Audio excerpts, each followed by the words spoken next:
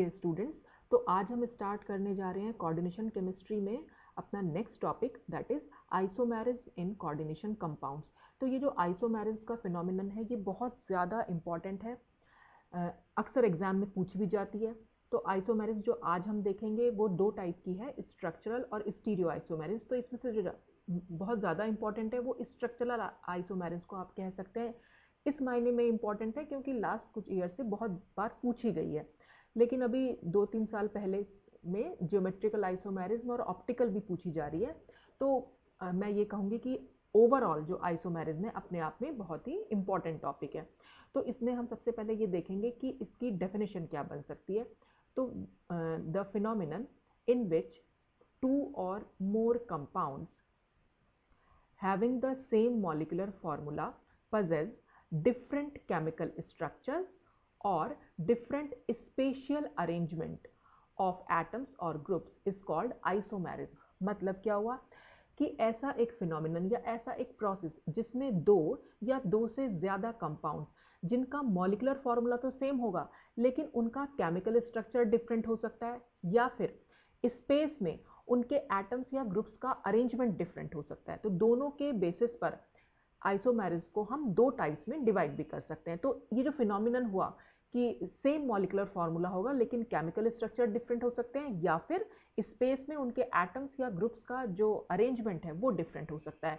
तो इस पूरे प्रोसेस को हम आइसोमेरिज बोल देते हैं, ठीक है। और जो ये कंपाउंड्स हैं जिनका कि ये मॉलिक्यूलर फॉर्मूला सेम है उनको हम आइसोमर्स बोल देते हैं, ठीक है। तो इस तरह से ये दो टाइप की आइसोमेरिज बन जाएंगी कि एक में तो केमिकल स्ट्रक्चर डिफरेंट होगा और एक में स्पेस में एटम्स और ग्रुप्स का अरेंजमेंट डिफरेंट होगा। तो इसी बेसिस पर हम कोऑर्डिनेशन कंपाउंड्स की जो ये आइसोमेरिज है इसको दो टाइप्स में डिवाइड कर सकते हैं।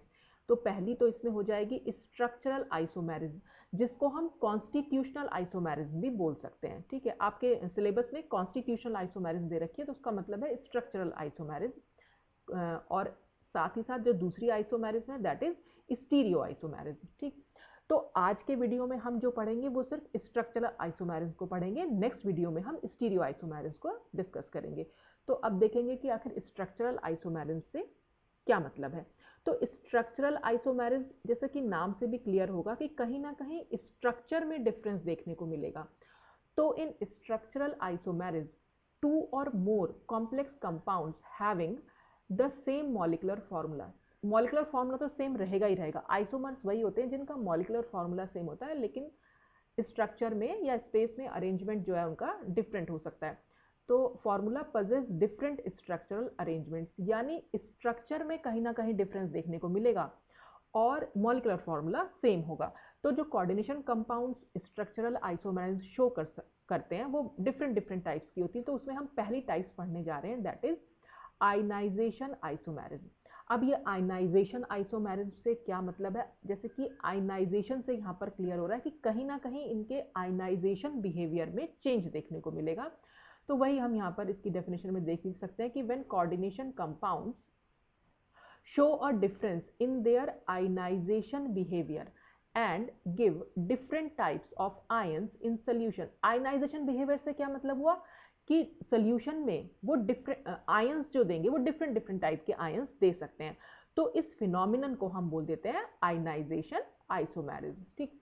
जैसे एग्जाम्पल के तौर पे हम देख सकते हैं कि हमारे पास एक मॉलिक्यूलर फॉर्मूला दे रखा है, सपोज ये CONH3 5Br SO4, यानी कि एक कोबाल्ट है जो मेटल एटम है, 5 NH3 लिगेंड है, एक Br लिगेंड है और एक SO4 लिगेंड है। तो ये मॉलिक्यूलर फॉर्मूला से हम दो आइसोमर्स सोच सकते हैं, ठीक है।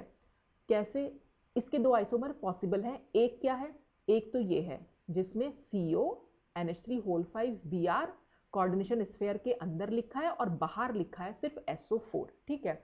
दूसरा इसी से क्या बन सकता है, CONH3 5 तो ठीक है, SO4 अब की बार कोऑर्डिनेशन स्फीयर के अंदर है और Br जो है कोऑर्डिनेशन स्फीयर से बाहर है।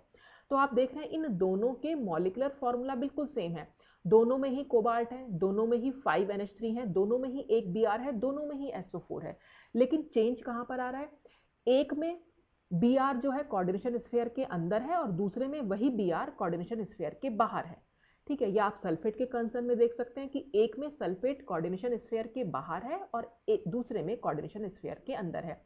यानी हम ये भी कह सकते हैं कि सल्फेट और Br जो है अलग अलग में ये जो है आयनिक स्फीयर में प्रेजेंट हो रखे हैं। अब अगर हम पहले वाले का आयनाइजेशन करें तो पहला वाला कैसे आयनाइज होगा, हमें क्या क्या आयन मिलेंगे। मैंने आपको आयनाइजेशन के बारे में बताया था कि आयनाइजेशन कैसे हो सकता है कि आप जहां पर भी आपको स्क्वायर ब्रैकेट दिख रहा है वो तो पूरा कॉम्प्लेक्स आयन बन जाएगा। तो यहाँ पर जो पहला पार्ट है ये हमने ये कॉम्प्लेक्स आयन बना दिया और दूसरा पार्ट यहाँ पर आयनिक स्फीयर बन गया। ठीक, तो कॉम्प्लेक्स मतलब कोऑर्डिनेशन स्फीयर वाला पार्ट एक साइड हो जाएगा और आयनिक स्फीयर जो है अलग हो जाएगा। यानी सोल्यूशन में हमें सल्फेट आयन तो देखने को मिलेंगे लेकिन कहीं भी ब्रोमाइड आयन हमें देखने को नहीं मिलेंगे। तो अब क्या होगा, हमें कैसे मालूम पड़ा कि इसमें सल्फेट आयन प्रेजेंट है। हम क्या करते हैं, इस आइसोमर में बेरियम क्लोराइड का सोल्यूशन डाल देते हैं। ठीक, बेरियम क्लोराइड का सोल्यूशन है तो बेरियम क्लोराइड का सोल्यूशन भी आयनाइज हो जाएगा, बेरियम पर +2 चार्ज हो जाएगा और हमें मिल जाएंगे 2 क्लोराइड आयन। ठीक, तो जो ये बेरियम आयन मिले सोल्यूशन में और सोल्यूशन में बेरियम सल्फेट आयन भी है, तो ये बेरियम आयन इन सल्फेट आयन के साथ मिलकर बेरियम सल्फेट का व्हाइट प्रेसिपिटेट देते हैं। तो जैसे ही हम इस कॉम्प्लेक्स में, ये जो हमने कॉम्प्लेक्स लिया हुआ है इसके सोल्यूशन में जब हम बेरियम क्लोराइड डालेंगे तो हमें बेरियम सल्फेट का व्हाइट प्रेसिपिटेट मिलता है। इससे हमें मालूम पड़ जाता है कि सोल्यूशन में सल्फेट आयन जो है वो प्रेजेंट है, क्योंकि अगर सल्फेट आयन प्रेजेंट है तभी तो वो बेरियम सल्फेट का व्हाइट प्रेसिपिटेट दे पा रहे हैं। ठीक, तो हमें आयनिक स्फीयर में तो मिल गया सल्फेट आयन और कोऑर्डिनेशन स्फीयर में हमें ये पूरा कॉम्प्लेक्स आयन मिला। ठीक, अब हम सेकंड आइसोमर की बात करें। अगर सेकंड आइसोमर का हम आयनाइजेशन देखें तो ये कैसे आयनाइज होगा, एक तो ये कॉम्प्लेक्स आयन मिलेगा जिसमें अब की बार क्या है, सल्फेट आयन कोऑर्डिनेशन स्फीयर के अंदर है और बाहर हमें दिख रहे हैं ब्रोमाइड आयन। ठीक, कैसे मालूम पड़ा कि इसमें ब्रोमाइड आयन है, कि हम इसमें क्या कर रहे हैं, AgNO3 का सोल्यूशन डाल रहे हैं। ठीक है, ये AgNO3 में हमें क्या दिख रहा है, Ag आयन भी है इसके पास और नाइट्रेट आयन है इसके पास। तो ये जो Ag आयन है ये Ag आयन इस Br आयन के साथ मिलकर AgBr का लाइट येलो प्रेसिपिटेट बना देते हैं। तो जैसे ही सोल्यूशन में हम AgNO3 डालते हैं हमें तुरंत लाइट येलो प्रेसिपिटेट मिल जाता है जो कंफर्म करता है कि इसमें ब्रोमाइड आयन है। तो दोनों का मॉलिक्यूलर फॉर्मूला तो सेम हुआ लेकिन स्ट्रक्चर में क्या डिफरेंस देखने को मिला कि एक में सल्फेट आयन बाहर है और एक में ब्रोमाइड आयन बाहर है। और ये बात हमें कैसे मालूम पड़ रही है, क्योंकि हम बेरियम क्लोराइड और AgNO3 का सोल्यूशन डाल रहे हैं कॉम्प्लेक्स के सोल्यूशन में। तो अब देखिए, जैसे ये ऊपर वाला हमारा कॉम्प्लेक्स है, इस कॉम्प्लेक्स के सोल्यूशन में अगर हम AgNO3 डालेंगे तो हमें AgBr का येलो प्रेसिपिटेट नहीं दिखाई देगा। क्यों? क्योंकि Br आयन तो बाहर है ही नहीं, वो तो कॉम्प्लेक्स के अंदर है और कॉम्प्लेक्स तो कभी भी, कॉम्प्लेक्स आयन जो है वो डिसोसिएट होता ही नहीं है, वो तो एज इट इज रहेगा। ऐसे ही अगर हम नीचे वाले में बेरियम क्लोराइड का सोल्यूशन डाल दें तो हमें बेरियम सल्फेट का व्हाइट प्रेसिपिटेट देखने को नहीं मिलेगा।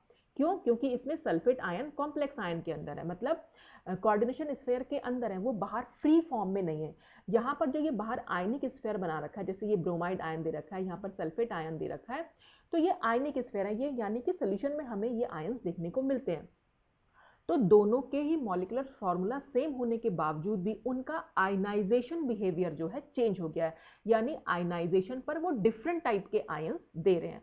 तो इस कंसर्न में, इस एस्पेक्ट में जो कंपाउंड्स डिफर करते हैं उनको हम आयनाइजेशन आइसोमर्स बोल देते हैं। ठीक, अब इसके दूसरे एग्जाम्पल ये हो सकता है, जैसे देखिए आप पहला एग्जाम्पल देखिए, इसमें PtCl2NH3 4Br2 लिखा हुआ है और दूसरे में क्या लिखा हुआ है, PtBr2NH3 और बाहर जो है वो Cl2 लिखा हुआ है।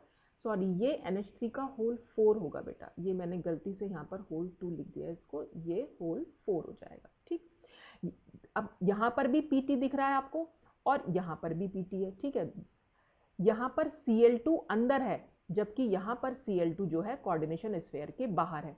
यहाँ Br2 बाहर है तो इसमें Br2 अंदर है, तो एक्सचेंज हो गया। आप एक तरह से देख सकते हैं कि जब भी कभी आपको लिगेंड्स का एक्सचेंज देखने को मिले कोऑर्डिनेशन स्फीयर और आयनिक स्फीयर में, तो आप समझ जाइएगा कि वो आयनाइजेशन आइसोमेरिज्म है। बाकी आप उसको डिसोसिएट करके भी देख सकते हैं, अगर आपको डिफरेंट टाइप के आयंस देखने को मिलेंगे तो फिर वो आयनाइजेशन आइसोमेरिज्म होगी। और अक्सर एग्जाम में ना इस तरह से तो पूछते हैं, थ्योरेटिकल क्वेश्चन तो आता ही है कि स्ट्रक्चरल आइसोमेरिज को आप पूरा बताइए, लेकिन कई बार आपको ना ये एग्जाम्पल्स दिए हुए मिलेंगे और आपसे पूछा जाएगा कि ये किस टाइप के आइसोमर्स हैं या किस टाइप की आइसोमेरिज को शो कर रहे हैं। तो इसलिए सिर्फ थ्योरी याद करना जरूरी नहीं है बेटा, उसको समझना भी बहुत जरूरी है कि आप देखकर कैसे पहचानेंगे। तो देखकर पहचानने का सिर्फ यही एक तरीका है कि कोऑर्डिनेशन स्फीयर को देखें दोनों के, और दोनों के आयनिक स्फीयर को। कोऑर्डिनेशन स्फीयर के बाहर का जो पार्ट है वो आयनिक स्फीयर है, तो जहां पर भी आपको एक्सचेंज देखने को मिले, अब इस पहले वाले को और दूसरे वाले को देखने में ऐसा ही तो लग रहा है कि इसमें Cl2 बाहर चला गया और एक Br2 अंदर आ गया, तो दोनों में एक्सचेंज देखने को मिला ना। ऐसे नीचे वाला एग्जाम्पल अगर आप देखें, यहां पर क्या हुआ, देखिए अंदर यहां पर CO कॉमन है, हम नहीं देख सकते इसमें कुछ भी, है ना। NH3 होल 4 है, तो यहां पर भी NH3 होल 4 है, ठीक।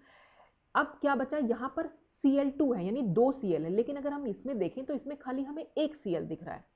अच्छा, इसमें बाहर हमें एक NO2 दिख रहा है, तो इसमें हमें अंदर एक NO2 दिख रहा है, और इसमें एक Cl बाहर भी है, तो इससे हुआ क्या है, इसका मतलब हम ये भी तो कह सकते हैं कि एक Cl जो है बाहर की साइड चला गया है और एक NO2 जो है वो अंदर की साइड आ गया है, तभी हमारा ये दूसरा कॉम्प्लेक्स बनकर तैयार हुआ, ठीक है।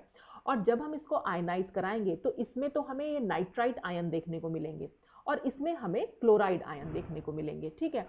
तो इससे हमें पता चल जाएगा, क्योंकि एक्सचेंज हो रहा है लीगेंड्स का, और आयनाइजेशन भी हमारा डिफरेंस जा रहा है, तो आयनाइजेशन में भी अगर डिफरेंस देखने को मिल रहा है तो इसका मतलब वो आयनाइजेशन आइसोमर्स हो सकते हैं या आयनाइजेशन आइसोमेरिज शो कर रहे होंगे। तो बस आपको मतलब पहचानने का तरीका सिर्फ इतना हुआ कि कोऑर्डिनेशन स्फीयर और आयनिक स्फीयर में अगर लीगेंड का एक्सचेंज हो रहा है तो इसका मतलब वो आयनाइजेशन आइसोमेरिज है, ठीक। तो ये तो थी आयनाइजेशन आइसोमेरिज। अब देख लेते हैं सेकेंड टाइप की आइसोमेरिज। सेकेंड टाइप की आइसोमेरिज है हाइड्रेट आइसोमेरिज। हाइड्रेट, जैसा कि नाम से ही क्लियर हो रहा है कि कहीं ना कहीं वाटर का मॉलिक्यूल इसमें इन्वॉल्व होगा। तो जहां भी कहीं आपको वाटर के, ये भी एक तरह की आयनेशन आइसोमेरिज समझ लीजिए, यहां पर भी आपको आयनिक स्फीयर और कोऑर्डिनेशन स्फीयर में एक्सचेंज देखने को मिलेगा, लेकिन किसका, सिर्फ वाटर का, बाकी किसी और लीगेंड का एक्सचेंज देखने को नहीं मिलेगा, सिर्फ वाटर का लीगेंड देखने को एक्सचेंज देखने को मिलेगा। तो यहाँ बता रखा है कि वाटर का जो मॉलिक्यूल है, it can act both as ligand as well as simple molecules of water of crystallization। यानी ये बताया गया कि वाटर का मॉलिक्यूल जो है वो लीगेंड की तरह भी बिहेव कर सकता है और वो वाटर ऑफ क्रिस्टलाइजेशन की तरह भी बिहेव कर सकता है।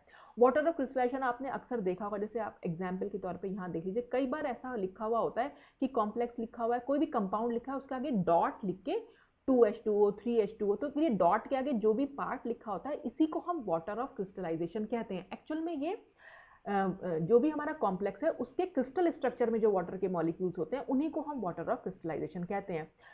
तो वाटर जब लीगेंड की तरह एक्ट करेगा तो वो डायरेक्टली मेटल एटम से अटैच होगा। तो मेटल से अगर डायरेक्टली वाटर अटैच है तो इसका मतलब यहां पर ये लीगेंड की तरह काम कर रहा है। लेकिन अगर ये मेटल से अटैच नहीं है तो फिर, और उसके क्रिस्टल में, कॉम्प्लेक्स के क्रिस्टल में प्रेजेंट है, तब इसको हम वाटर ऑफ क्रिस्टलाइजेशन बोलते हैं। जैसे अब एग्जाम्पल के तौर पर यहाँ पर एक कंपाउंड ले रखा है जिसमें एक क्रोमियम है, 3 Cl है और 6 मोल्स ऑफ वाटर ले रखे हैं। अब इसी कंपाउंड के हम 3 आइसोमर्स बना सकते हैं। कैसे, देखिए यहाँ पर, यहाँ क्या है, CrH2O6Cl3, यानी 6 के 6 जो वाटर हैं वो लीगेंड की तरह यहाँ पर बिहेव कर रहे हैं। अब अगर दूसरे आइसोमर में जाएं, दूसरे आइसोमर में अगर आप देखें तो H2O5 है और 6 वाला कहाँ पर चला गया, वो वाटर ऑफ क्रिस्टलाइजेशन की तरह बिहेव कर रहा है, क्योंकि 5 वाटर के मॉलिक्यूल तो क्रोमियम से डायरेक्टली अटैच हैं, इसलिए वो लीगेंड की तरह एक्ट कर रहे हैं। जबकि जो ये छठा H2O है जो कोऑर्डिनेशन स्फीयर से बाहर हमने बना रखा है, वो क्रोमियम से डायरेक्टली अटैच नहीं है, तो वो क्रिस्टल स्ट्रक्चर में प्रेजेंट है, तो इसलिए इसको हम वाटर ऑफ क्रिस्टलाइजेशन बोल रहे हैं, ठीक। नेक्स्ट में देखें, यहाँ पर H2O खाली 4 ही रह गए, अब की बार 2 H2O यहाँ बाहर चले गए, तो यहाँ पर सिर्फ 4 वाटर के मॉलिक्यूल क्रोमियम से अटैच हैं, बाकी के जो दोनों हैं वो डायरेक्टली बॉन्डेड नहीं है, वो सिर्फ क्रिस्टल स्ट्रक्चर में प्रेजेंट है। तो जब भी कभी आपको एक्सचेंज देखने को मिले कोऑर्डिनेशन स्फीयर और आयनिक स्फीयर में, लेकिन सिर्फ वाटर का, तब हम उसको हाइड्रेट आइसोमेरिज बोलेंगे, ठीक है। अब यहाँ पर क्या है, these isomers differ from each other in number of water molecules attach two chromium atom, जैसा कि मैंने आपको बता दिया। अब दूसरे एग्जांपल्स अगर हम इसके देखें तो देखिए ये वाला एग्जांपल, अगर हम पहला वाला एग्जांपल में देखें, H2O जो है इसमें कोऑर्डिनेशन स्फीयर के अंदर है, जबकि यहाँ पर कोऑर्डिनेशन स्फीयर से बाहर चला गया और डॉट H2O लिखा हुआ है, यानी कि ये वाटर ऑफ क्रिस्टलाइजेशन है। ठीक, नेक्स्ट में देखें यहाँ पर 2 मोल्स ऑफ वाटर, यानी कि 2 जो वाटर के मॉलिक्यूल्स हैं 2, वो लीगेंड की तरह एक्ट कर रहे हैं क्योंकि वो कोऑर्डिनेशन स्फीयर के अंदर है। यहाँ पर अगर हम देखें तो एक तो वाटर का मॉलिक्यूल अंदर है जो कि लीगेंड की तरह एक्ट कर रहा है, लेकिन दूसरा वाटर का मॉलिक्यूल बाहर चला गया कोऑर्डिनेशन स्फीयर से, यानी वो वाटर ऑफ क्रिस्टलाइजेशन की तरह एक्ट कर रहा है। तो जहां पर भी आपको वाटर दिखाई दे, वाटर में कहीं एक्सचेंज हो रहा है, मतलब कोऑर्डिनेशन स्फीयर और आयनिक स्फीयर में चेंज हो रहा है, या फिर आप इस तरह समझ सकते हैं कि वाटर एक जगह पे लिगेंड का काम कर रहा है और फिर दूसरी जगह पे वो वाटर ऑफ क्रिस्टलाइजेशन बन गया है, तो इसका मतलब हम उसको कह सकते हैं कि वहां पर हाइड्रेट आइसोमेरिज पॉसिबल है। ठीक, नेक्स्ट क्या है? नेक्स्ट है लिंकेज आइसोमेरिज। लिंकेज से भी हमें जहां से कहीं ना कहीं पता चल रहा है कि कहीं ना कहीं जो कनेक्टिविटी होगी वो कहीं कुछ चेंज हो सकती है। तो लिंकेज आइसोमेरिज कैसे एराइज होती है? Linkage isomerism arises when the complex compound contain ambidentate ligands. जब भी कहीं एम्बिडेंटेट लिगेंड्स होंगे, एम्बिडेंटेट लिगेंड्स मैंने आपको पहले वीडियो में आपको बहुत अच्छे से समझाए हुए हैं एक्सक्यूज मी, कि ऐसे लिगेंड्स जिनके पास दो डिफरेंट डोनर एटम्स होते हैं लेकिन वो एक्चुअल में मोनोडेंटेट लिगेंड होते हैं, तो एक टाइम में वो किसी एक मेटल एटम से सिर्फ एक ही डोनर एटम से अटैच्ड होंगे। तो भले ही उनके पास दो डोनर एटम हो, लेकिन एक टाइम में वो सिर्फ एक ही डोनर एटम से, मेटल एटम से अटैच रहते हैं, इसलिए वो मोनोडेंटेट लिगेंड्स होते हैं। तो ऐसे लिगेंड्स जिनमें एक से ज्यादा डोनर एटम है तो उनको हम बोल देते हैं एम्बिडेंटेट लिगेंड। जैसे कि इसमें लिखा हुआ भी कि these ligands have two different donor atoms. In one isomer, one donor atom of the ligand coordinate to the central metal atom. किसी एक आइसोमर में सिर्फ एक ही डोनर एटम उस लिगेंड का कोऑर्डिनेट करेगा, यानी जुड़ जाएगा सेंट्रल मेटल एटम से, जबकि दूसरे आइसोमर में सेकेंड डोनर एटम कोऑर्डिनेट करेगा मेटल एटम के साथ। यानी दोनों आइसोमर में डिफरेंट डिफरेंट एटम्स जो हैं वो कनेक्ट हो जाएंगे मेटल एटम के साथ। जैसे फॉर एग्जांपल हम देख सकते हैं यहाँ पर NO2-, ये क्या है हमारा? नाइट्रिटो। ठीक है, नाइट्रिटो के बारे में मैंने आपको बताया भी था कि ये नाइट्रिटो के पास जो होते हैं दो डोनर एटम होते हैं, कौन कौन से? नाइट्रोजन और ऑक्सीजन। तो दोनों के साथ ही ये कोऑर्डिनेट कर सकता है सेंट्रल मेटल एटम के साथ। तो अब दोनों के साथ करेगा तो किसी एक आइसोमर में नाइट्रोजन के साथ जुड़ जाएगा, नाइट्रोजन जो है मेटल के साथ जुड़ जाएगा, और दूसरे आइसोमर में ऑक्सीजन जो है मेटल के साथ जुड़ जाएगा। तो इस तरह से हमें लिंकेज आइसोमेरिज देखने को मिलती है। जैसे यहाँ पर आप देख सकते हैं ये CONH3 यहाँ पर NO2, यहाँ पर क्योंकि NO2 लिखा है इसका मतलब इस कोबाल्ट से नाइट्रोजन अटैच हो रखा है। ठीक है, जबकि अगर हम दूसरे में देखें तो दूसरे में लिखा है ONO। ONO का मतलब है कि कोबाल्ट से ऑक्सीजन एटम अटैच हो रखा है इस नाइट्रिटो लिगेंड का। ठीक है, तो क्योंकि नाइट्रिटो के पास दो डोनर एटम थे लेकिन एक आइसोमर में वो सिर्फ एक ही डोनर एटम से अटैच है, तो मोनोडेंटेट लिगेंड की तरह ये एक्ट करता है, और दूसरे में ये ऑक्सीजन से अटैच हो रखा है। तो ऐसी जब हमें आइसोमेरिज, ऐसे आइसोमर्स हमें देखने को मिले तो इस फिनोमिनन को हम लिंकेज आइसोमेरिज बोल देते हैं। तो जनरली एम्बिडेंटेट लिगेंड्स में देखने को मिलती है। नेक्स्ट एग्जांपल में देखें, क्रोमियम के साथ यहाँ पर HCN लिखा हुआ है, जबकि अगर हम यहाँ देखें तो ये NCS लिखा हुआ है। तो यानी यहाँ पर क्रोमियम के साथ नाइट्रोजन अटैच्ड है और पहले वाले में क्रोमियम के साथ सल्फर अटैच्ड है। तो HCN भी अपने आप में एम्बिडेंटेट लिगेंड है क्योंकि इसके पास भी दो डोनर एटम है, लेकिन एक टाइम में ये सिर्फ किसी एक एटम के थ्रू ही मेटल एटम से अटैच्ड होगा। तो ये जो आइसोमेरिज होती है वो लिंकेज आइसोमेरिज कहलाती है। नेक्स्ट है कोऑर्डिनेशन आइसोमेरिज। अब कोऑर्डिनेशन आइसोमेरिज की सबसे अच्छी पहचान यही है कि ये हमेशा हमें उन कॉम्प्लेक्सेस में देखने को मिलेगी in which both positive and negative parts are complex species. यानी कोऑर्डिनेशन स्फीयर हमें आगे भी देखने को मिलेगा और पीछे भी देखने को मिलेगा। इसमें कहीं आपको आयनिक स्फीयर देखने को नहीं मिलेगा, पॉजिटिव और नेगेटिव पार्ट दोनों में ही आपको स्क्वायर ब्रैकेट बनाना पड़ेगा।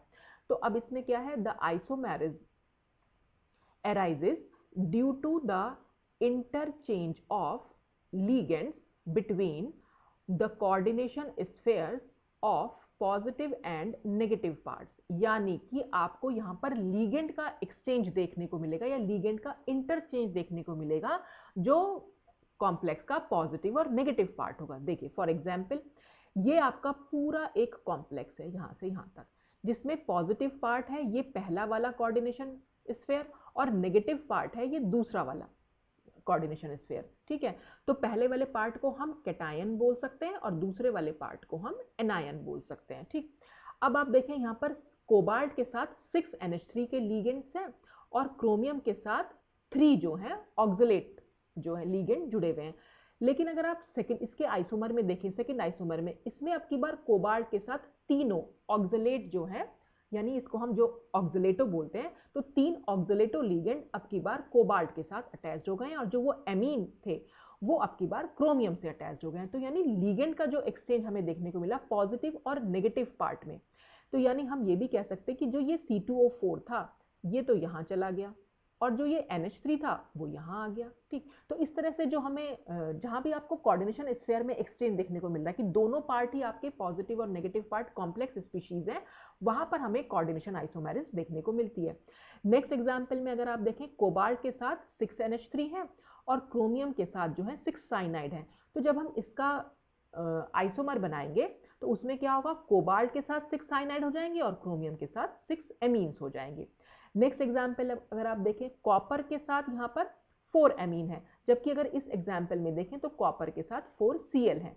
यहाँ पर Pt के साथ यानी प्लैटिनम के साथ Cl4 हो गए और यहाँ पर प्लैटिनम के साथ 4 एमीन्स हो गए। तो लिगेंड्स का जो है हमें एक्सचेंज देखने को मिलता है। बस इतना ध्यान रखिएगा, दोनों स्पीशीज हमारी कोऑर्डिनेशन स्फीयर होती हैं, उनके बीच में जब भी हमें लिगेंड का एक्सचेंज देखने को मिले तो वो कोऑर्डिनेशन आइसोमेरिज कहलाती है, ठीक।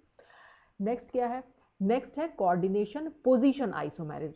अब कोऑर्डिनेशन पोजीशन आइसोमेरिज की भी बहुत अच्छी पहचान है कि ये जनरली हमें ब्रिजिंग कॉम्प्लेक्सेस में देखने को मिलती है।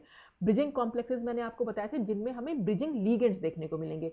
जैसे यहाँ पर NH2 ब्रिजिंग लिगेंड है, ये इस CO से भी अटैच्ड है और ये इस CO से भी अटैच्ड है। ये O2 जो है ये CO से अटैच है और ये भी इस CO से भी अटैच है। तो ये जो NH2 और O2 है इन दोनों CO के बीच में ब्रिज का काम कर रहे हैं, तो इसलिए ये एक ब्रिजिंग लिगेंड हो गई और ये पूरा कॉम्प्लेक्स जो है हमारा ब्रिजिंग कॉम्प्लेक्स कहलाता है। तो यहाँ पर हमें क्या देखने को मिलता है, यहाँ पर हमें देखने को मिलता है there is exchange of non bridging ligands between the 2 metal atoms. इससे हमें कोऑर्डिनेशन पोजीशन आइसोमर्स देखने को मिलेंगे। देखो कैसे हुआ, अगर आप पहला वाला आइसोमर देखिए, पहले वाले आइसोमर में हमने यहाँ पर NH3 4 लिखे हैं, फिर कोबाल्ट है, कोबाल्ट में तो कहीं कोई चेंज नहीं होगा, ब्रिजिंग लिगेंड में कहीं कोई चेंज नहीं होगा। चेंज कहाँ पर होगा, जो नॉन ब्रिजिंग लिगेंड है। और नॉन ब्रिजिंग लिगेंड क्या है, जिनको मैंने अंडरलाइन किया है, या तो ये 4NH3, यहाँ पर क्या है 2NH3 और 2Cl, ठीक है। इन्हीं के बीच में कहीं एक्सचेंज देखने को मिलेगा। बाकी ये जो बीच का पोर्शन है ये बिल्कुल सेम होगा दूसरे आइसोमर में। जैसा कि आप देख सकते हैं इसका जो आइसोमर है ये वाला, तो इसमें CO अपनी जगह पे है, NH2 अपनी जगह पे है, CO भी वही है और O2 भी है। यहाँ पर कहीं कोई चेंज नहीं देखने को मिला। ऊपर वाले में 4 NH3 थे, नीचे वाले में खाली 3 NH3 है। तो इसका मतलब एक NH3 कहाँ चला गया, एक NH3 जो है इधर की साइड आ गया। तो यहाँ पर 2 NH3 थे, अब की बार यहाँ 3 NH3 हो गए, ठीक। अब हम यहाँ देखें, यहाँ पर एक Cl है, जबकि ऊपर कहीं कोई Cl नहीं था, तो वो Cl कहाँ से आया, जो यहाँ पर 2 Cl थे उन 2 Cl से एक Cl जो है वो इधर की साइड मूव कर गया। यानी अब एक Cl यहाँ रह गया और एक Cl जो है यहाँ रह गया। तो नॉन ब्रिजिंग लिगेंड्स में ही एक्सचेंज देखने को मिल गया। पहले वाले कॉम्प्लेक्स में आपको 4 NH3 एक साइड दिखाई दे रहे थे और 2 NH3 एक साइड दिखाई दे रहे थे। नीचे वाले में आपकी बार 3 NH3 इधर हो गए और 3 NH3 इधर हो गए। इसका मतलब NH3 जो है यहां से NH3 निकला और इधर की साइड मूव कर गया, ठीक है। और जब ये इधर की साइड मूव करा है तो जाहिर सी बात है यहां से भी एक लिगेंड इधर वाली साइड मूव करेगा, ठीक है। तो दोनों लिगेंड्स एक्सचेंज करेंगे, दोनों ऑपोजिट साइड में चले जाएंगे, ठीक है। तो इस तरह से हमें कोऑर्डिनेशन पोजीशन देखने को मिलती है। जैसे आप नीचे वाले एग्जांपल में देखें, CO OH OH CO में आपको कहीं कोई चेंज देखने को मिलेगा। पहली बार में आपको 4 NH3 दिख रहे हैं, यहाँ पर बिल्कुल सेम ऊपर वाली तरह है, यहाँ पर 2 NH3 और 2 Cl है, ठीक। तो अगर हम एक NH3 को यहाँ से यहाँ मूव करा रहे हैं, ठीक, तो फिर हमें क्या करना पड़ेगा, एक Cl को यहाँ से यहाँ मूव कराना पड़ेगा, ठीक। तो इससे हमें क्या होगा, ये दूसरा वाला आइसोमर यहाँ देखने को मिलेगा। तो जैसे ही आपके पास ब्रिजिंग लिगेंड आपको दिखाई दे, तुरंत आप लगा दीजिए कि वो कोऑर्डिनेशन पोजीशन आइसोमेरिज्म होगी। कोऑर्डिनेशन आइसोमेरिज्म क्या होगी, वहां पर आपको पॉजिटिव और नेगेटिव स्पीशीज कॉम्प्लेक्स देखने को मिलेगी, ठीक। अच्छा, इसके बाद क्या आती है लीगेंड आइसोमेरिज्म। लीगेंड आइसोमेरिज्म की भी अपनी बहुत अच्छी पहचान है। यहाँ पर क्या है, लीगेंड के ही आइसोमर देखने को मिलते हैं। देखिए This type of isomerism arises when the ligand present in the complex can exist in more than one isomeric form, यानी ligand का भी isomer present हो। तो कैसे देखते हैं अभी, फॉर एग्जाम्पल देखिए हमारे पास है एक ligand डाई एमिनोप्रोपेन। अब डाई एमिनोप्रोपेन के दो आइसोमर पॉसिबल हैं, कौन कौन से? एक तो होता है हमारा 1,2 डाई एमिनोप्रोपेन और दूसरा होता है 1,3 डाई एमिनोप्रोपेन। तो 1,2 डाई एमिनोप्रोपेन को हम PN बोल देते हैं और 1,3 डाई एमिनोप्रोपेन को हम TN बोल देते हैं, ठीक, शॉर्ट में। तो 1,2 डाई एमिनो क्यों बोल रहे हैं? अगर मैं इसको नंबर दूं, ये 1, ये 2, ये 3, तो 1 नंबर कार्बन से भी एमिनो ग्रुप अटैच है और 2 नंबर कार्बन से भी एमिनो ग्रुप अटैच है, तो हमने नंबर दिया 1,2 और क्योंकि 2 एमिनो हो गए इसलिए डाई एमिनो, और प्रोपेन क्योंकि हमारे पास 3 कार्बन एटम यहाँ पर प्रेजेंट है। यहाँ पर अगर हम देखें, ये नंबर 1 हो गया, ये नंबर 2 और ये नंबर 3। तो 1 नंबर पर एक एमिनो ग्रुप प्रेजेंट है और 3 नंबर पर एक एमिनो ग्रुप प्रेजेंट है, तो 1,3 डाई एमिनो प्रोपेन हो गया। स्ट्रक्चर में भी आप देख रहे हैं डिफरेंस यहाँ पर देखने को मिल रहा है आपको, ठीक। अब क्योंकि लीगेंड में ही आइसोमेरिज्म है, तो एक आइसोमर में तो पीएन प्रेजेंट होगा और दूसरे आइसोमर में ये टीएन प्रेजेंट होगा। देखो कैसे, जैसे यहाँ पर एग्जाम्पल के तौर पर देख सकते हैं CO और Cl2, ये तो इसमें भी CO और Cl2 है, लेकिन यहाँ पर 2 TN है और इस वाले में 2 PN है। इसका मतलब लीगेंड के आइसोमर्स जो है वो अलग अलग कॉम्प्लेक्सेस में प्रेजेंट है। तो इस हिसाब से जो आइसोमेरिज बन के आती है उसको हम लीगेंड आइसोमेरिज कह सकते हैं। तो लीगेंड आइसोमेरिज की बहुत अच्छी पहचान है अपने आप में, आपको PN TN जनरली देखने को मिलता है इसमें। नेक्स्ट है पॉलीमराइजेशन आइसोमेरिज।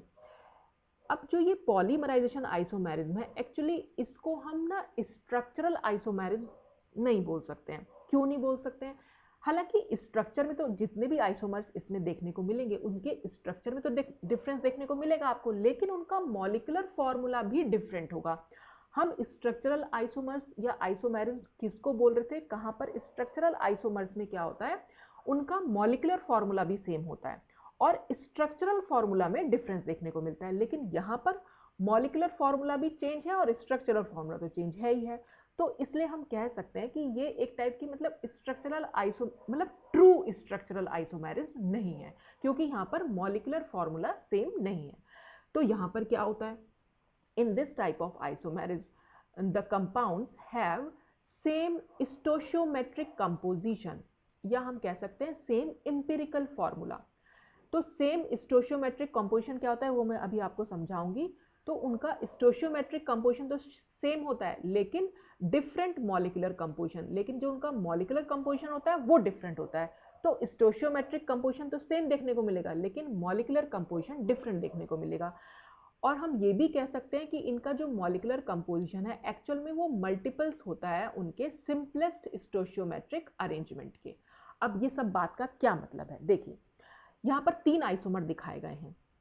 तीनों आइसोमर में अगर आप देखें तो तीनों आइसोमर का मॉलिक्यूलर फॉर्मूला से डिफरेंट है, ठीक है। पहले वाले में अगर आप देखें एम्पिरिकल फॉर्मूले में से हम या स्टोशियोमेट्रिक कंपोजिशन से हम क्या समझते हैं, पहले तो हम यही देख लेते हैं। हम ये कह रहे हैं कि इन पॉलीमर्स में सेम स्टोशियोमेट्रिक कंपोजिशन है। अब उसका क्या मतलब है, देखिए यहाँ पर PT, NH3 और Cl है। हर एक में अगर आप देखें तीनों में प्लैटिनम है, एमीन है और क्लोराइडो है। हमने यहाँ लिख दिया प्लैटिनम एमीन क्लोराइडो, ठीक। पहले वाले में अगर आप देखें तो प्लैटिनम कितने हैं, सिर्फ 1, तो हमने उसका नंबर लिख दिया 1। NH3 कितने हैं पहले वाले में, 2, तो हमने उसका नंबर लिख दिया 2। Cl कितने हैं, 2, तो हमने लिख दिया 2। तो अगर हम रेशो की बात करें तो सिंपल रेशो क्या आएगा, 1:2:2, ठीक। सेकंड वाले में अगर हम देखें प्लैटिनम कितने आपको दिखाई दे रहे हैं, एक प्लैटिनम तो ये है, ओवरऑल की बात कर रहे हैं हम, और दूसरा प्लैटिनम ये हो गया, तो 2 प्लैटिनम हो गए, तो हमने इनका नंबर लिख दिया 2, ठीक। एमीन अगर हम देखें तो 4 एमीन हमें दिखाई दे रही है और 4 ही Cl दिखाई दे रहे हैं, हमने इनका भी नंबर लिख दिया 4 और 4, ठीक है। नेक्स्ट अगर हम देखें, नेक्स्ट में हमें प्लैटिनम कितने दिखाई दे रहे हैं, प्लैटिनम अगर आप ध्यान से देखेंगे तो 3 दिखाई देंगे, जल्दी में देखेंगे तो आपको सिर्फ 2 दिखाई देंगे। देखिए यहाँ पर क्या है, इस कोऑर्डिनेशन स्फीयर का होल 2 लिखा हुआ है, अगर आप देख पा रहे हैं तो होल 2 का मतलब यहाँ पर 2 प्लैटिनम है और एक प्लैटिनम ये है, तो कुल मिलाकर कितने प्लैटिनम हो गए, 3, तो हमने लिखे 3। यहाँ पर 3 एमीन तो दिख रहे हैं लेकिन इसका होल 2 है, इसलिए कुल मिलाकर 6 जो है हमारे एमीन्स हो गए। ठीक, यहाँ पर Cl का होल 2 हो रखा है, तो 2 Cl ये है, अब 4 Cl ये है, तो कुल मिलाकर 6 Cl। ठीक, तो आप देख रहे हैं रेशो प्लैटिनम का जो भी जितना भी प्लैटिनम प्रेजेंट है, एमीन और क्लोरीन उनके जस्ट डबल प्रेजेंट है हर एक में। ठीक है, आप चाहे ये देख लीजिए, चाहे ये देख लीजिए, चाहे ये देख लीजिए, जितने भी प्लैटिनम प्रेजेंट है उनके जस्ट डबल एमीन और क्लोरीन है। अगर यहाँ पर एक प्लैटिनम है तो 2 और 2 यानी उनके दुगने। अगर यहाँ पर 2 प्लैटिनम है तो 2 का डबल क्या हो जाएगा, 4 4, तो 4 4 एमीन और क्लोराइड प्रेजेंट है। 3 है तो 3 का डबल 6 6, या आप इसको सिंपलर, अगर इसका सिंपलर रेशियो बनाना चाहें, इसको भी आप क्या लिखेंगे, सिंपलर को आप 1:2:2 ही तो लिखेंगे, और इसको भी 1:2:2 ही तो लिखेंगे। तो सबका जो स्टोशियोमेट्रिक यानी ये जो रेशो आया, सिंपल सा जो रेशो निकल के आया, वो सबका 1:2:2 ही आ रहा है। इसी को हम बोल रहे हैं स्टोशियोमेट्रिक कंपोजिशन। तो ये स्टोशियोमेट्रिक कंपोजिशन तो सेम आ रहा है, लेकिन डिफरेंट मॉलिक्यूलर कंपोजिशन आ रहा है। डिफरेंट मॉलिक्यूलर कंपोजिशन से मतलब क्या है कि यहाँ पर तो खाली एक ही प्लेटिनम था, यहाँ पर 2 हो गए, यहाँ पर 3 हो गए। इसमें खाली 2 ही अमीन थे, यहाँ पर 4 हो गए, फिर यहाँ 6 हो गए। इसमें 2 क्लोराइडो थे, लेकिन इसमें 4 हो गए, इसमें 6 हो गए। तो डिफरेंस हमें इनके मॉलिक्यूलर कंपोजिशन में देखने को मिल रहा है। और मॉलिक्यूलर कंपोजिशन हमने ये लिखा हुआ है कि वो मल्टीपल्स है सिंपलेस्ट स्टोशियोमेट्रिक अरेंजमेंट का, और वाकई में वो मल्टीपल तो है ही। देखिए, मल्टीपल से क्या मतलब होता है कि अगर हम उसी की टेबल, एक तरह से टेबल अगर आप पढ़ते चले जाएं, जैसे कि 1 2 जा 2 हो जाएगा, 1 3 जा 3 हो जाएगा, 2 2 जा 4 हो जाएगा, 2 3 जा 6 हो जाएगा, ऐसे ही 2 2 जा 4, 2 3 जा 6 है। तो ये इसी के मल्टीपल में बढ़ते चले जा रहे हैं। ठीक है, तो एक तरह से हम ये भी कह सकते हैं कि जैसे मोनोमर से पॉलीमराइजेशन, हम मोनोमर से पॉलीमर बनते थे, ठीक ऐसे ही हम समझ सकते हैं कि ये जो पहला वाला था, इसको आप एक तरह से मोनोमर समझ लीजिए, और बाकी जो दोनों हैं वो इसके पॉलीमर समझ लीजिए। तो कुल मिलाकर इस तरह का जब हमें स्ट्रक्चर देखने को मिलता है, तो उसको हम पॉलीमराइजेशन आइसोमेरिज बोल देते हैं, जहां पे स्टोशियोमेट्रिक कंपोजिशन सेम देखने को मिलेगा और मॉलिक्यूलर कंपोजिशन जो है हमें वो डिफरेंट देखने को मिलेगा। तो ये थी पॉलीमराइजेशन आइसोमेरिज। तो ये भी आप आराम से जो है पहचान सकते हैं।